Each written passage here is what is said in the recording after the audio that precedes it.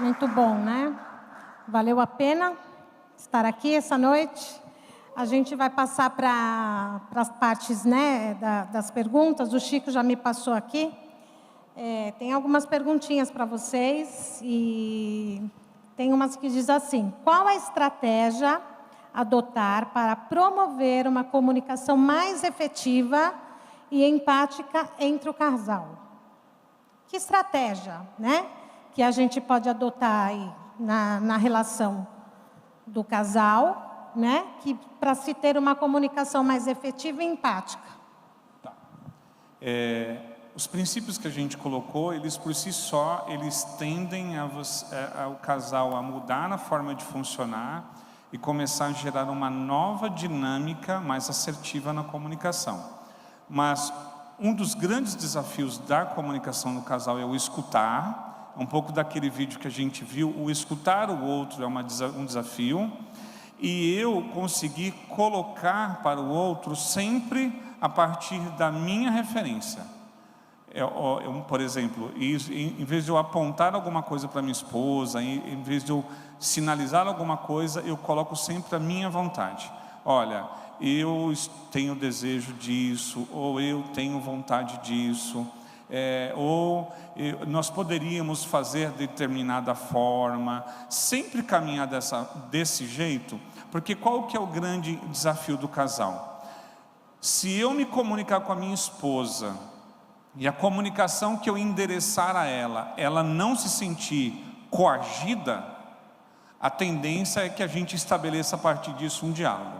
Se eu usar uma comunicação em que ela se coloque de uma condição muito coagida, humilhada, a tendência é ela se defender. E aqui está um segredinho muito básico: conteúdo e forma. Eu posso falar para minha esposa: eu te amo. Eu te amo, minha flor. Olha aqui. Conteúdo: eu te amo, minha flor. E a forma: eu te amo, minha flor. Mas eu posso falar para ela: eu te amo, flor. Conteúdo é o mesmo. Mas e a forma? Então, quando eu ponho afeto, por isso que tem dias que quando a gente chega em casa, eu falo: esposa, hoje não dá, porque o meu afeto não está muito bom. E eu posso falar verdades, mas carregado de afeto destrutivo, de mágoa. Então, comunicação assertiva, empática, modulando conteúdo. O que eu falo? E qual que é o afeto?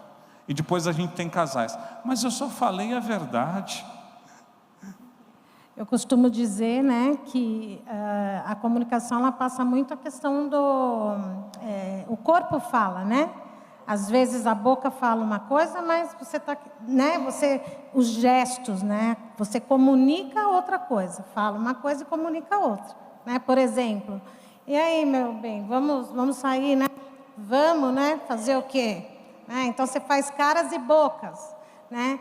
Então a boca fala de algo, mas você está transmitindo um outro tipo de mensagem, né? Temos mais uma perguntinha aqui também. Como podemos equilibrar a expressão de nossos próprios sentimentos e necessidades com a escuta ativa das preocupações e perspectivas um do outro? Tá. E essa é uma pergunta boa, porque é assim, pergunta como que a gente vai equilibrar as nossas necessidades para a gente ter uma capacidade de escutar o outro. E isso é uma pergunta muito boa. Lembra que a gente fez uma ilustração aqui, ó, que a gente tem aqui o individual e a conjugalidade. Ou seja, a conjugalidade não invalidou o individual. E o quanto que a minha individualidade, ela afeta na relação. Não tem como assim, o meu individual está de um jeito, a relação está uma maravilha. Não existe. Porque a relação conjugal, ela é afetada pela minha individualidade. Então, eu vou ser afetada pela relação conjugal. E o que é interessante, para que eu consiga ser esse suporte, né, dentro dessa relação, para eu ouvir, para eu acolher, eu preciso primeiro cuidar de mim. E essa mentalidade que vocês estão falando, que vocês estão aqui hoje, que é o quê? O cuidando de quem cuida, não é assim? Porque qual que é a mentalidade? Eu preciso cuidar de mim para eu poder cuidar dos outros. Não é essa a mentalidade do projeto? É basicamente isso. Às vezes, a relação conjugal ela está sendo muito afetada por dificuldades minhas, deles. Quando eu falo minhas, da individualidade de cada um. Ou seja, tem coisas que não é da conjugalidade. Elas estão, sim, afetando a conjugalidade, mas tem coisas que é do individual. Às vezes eu estou carregando para o meu casamento traumas, né? Situações que foram traumáticas e que não foram trabalhadas, complexos, dificuldades com a minha própria existência, comigo mesma. E isso, sim, são situações da individualidade, mas que elas vão afetar a relação.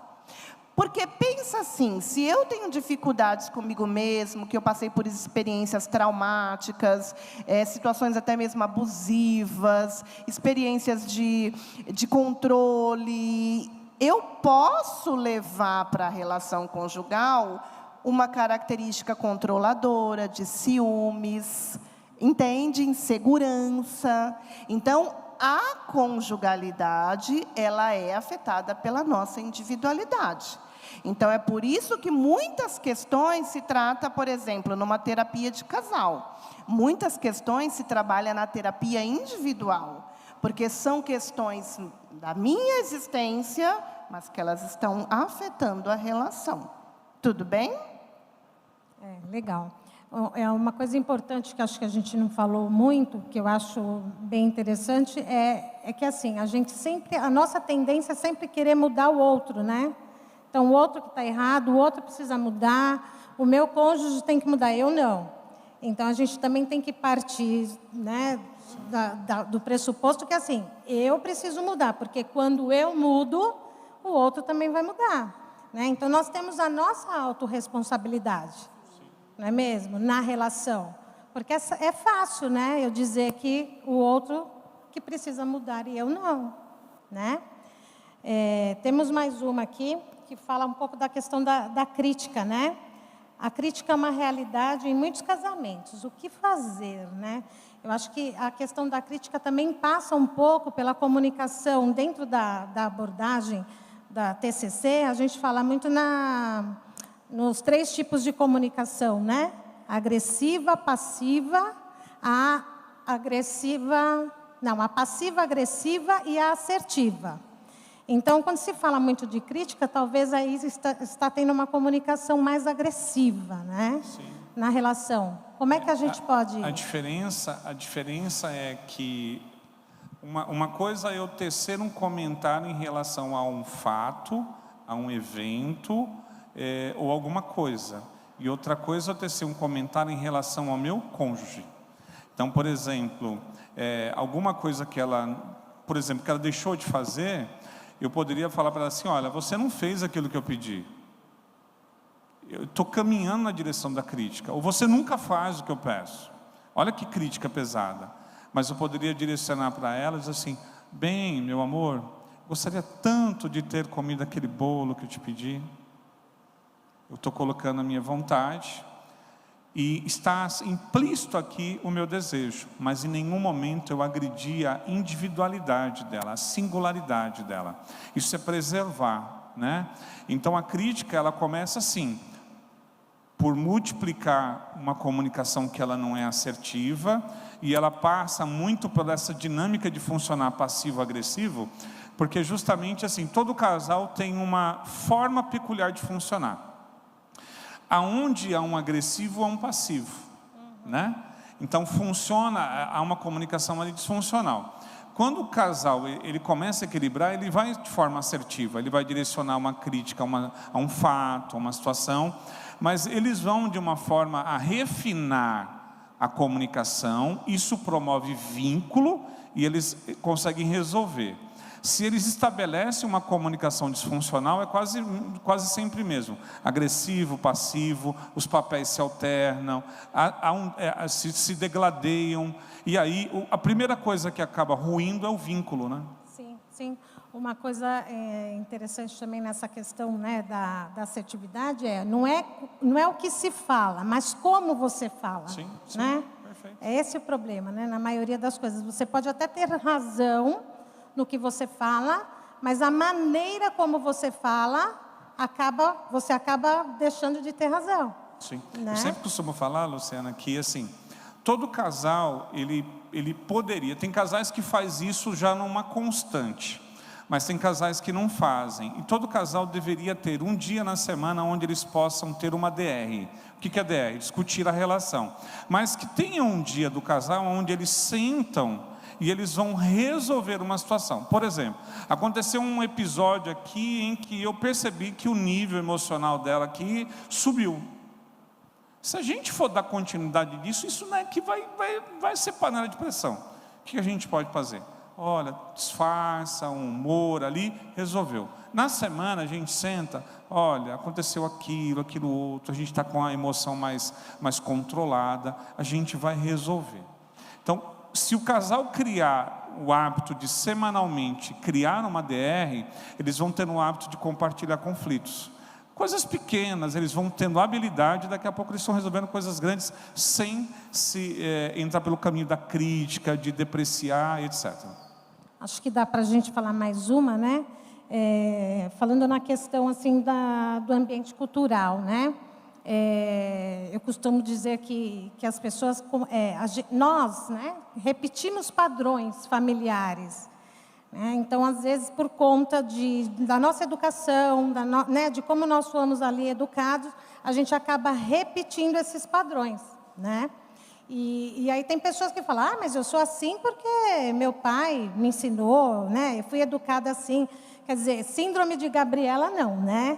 Acho que a gente precisa aí amadurecer um pouquinho mais e procurar fazer diferente, né?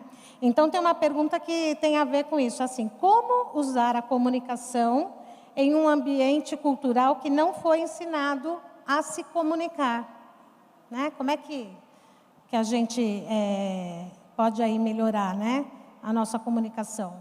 Sim, e isso acontece muito porque, assim, a gente tem a herdade, né, da nossa dinâmica familiar.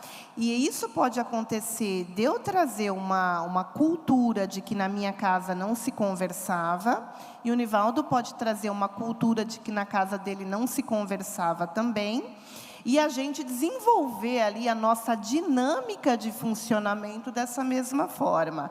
Mas pode não acontecer assim. Eu posso trazer um tipo de dinâmica de comunicação e ele trazer outra. E isso também ser um motivo de conflito.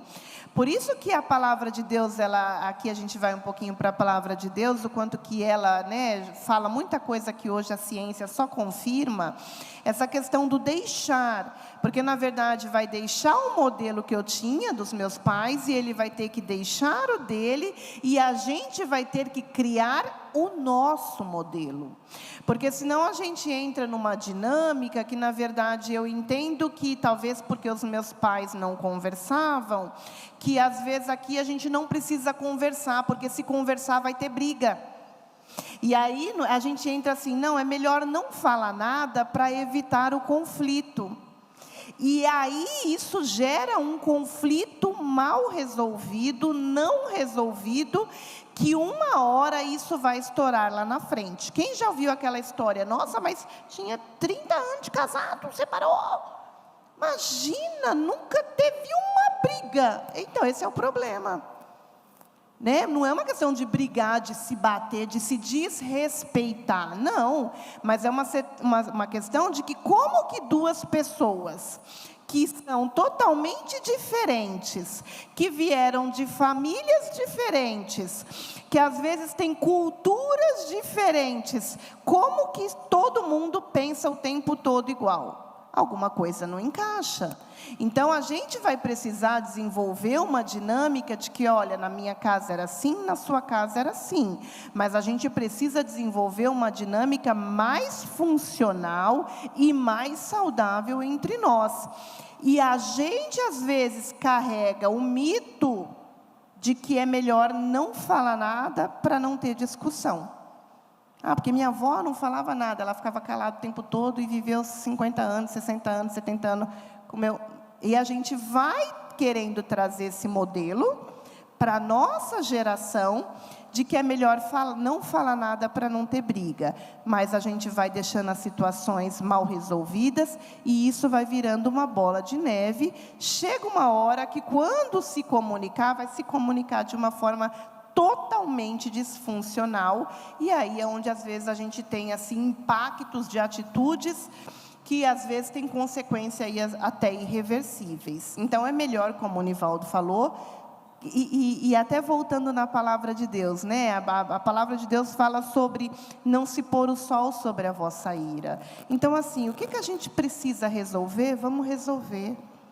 Né? O que tem que resolver? Vamos resolver. É a gente não ir deixando a coisa virar uma bola de neve. Porque aí, quando acontece uma situação, né, Lu, de uma briga assim, de explodir, não se sabe mais nem a causa da contenda, não é assim? Já se perdeu o motivo principal. Por quê? Porque foi acumulando. Tudo bem? Sim. Gente, a gente vai finalizar, né? O tempo passou um pouquinho. Queria agradecer, né, a Elisete, ao Nivaldo pelo convite. E acho que dá para eles voltarem, né, pessoal? Foi muito bom, né? Então, queria agradecer. Muito obrigada, viu? Deus abençoe.